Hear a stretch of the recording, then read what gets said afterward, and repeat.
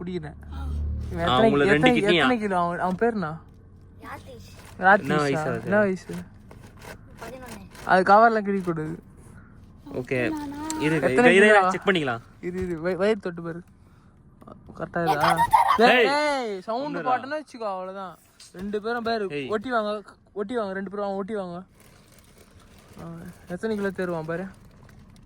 கரெக்டா ஒரு 2 கோடி கத்தலாம்.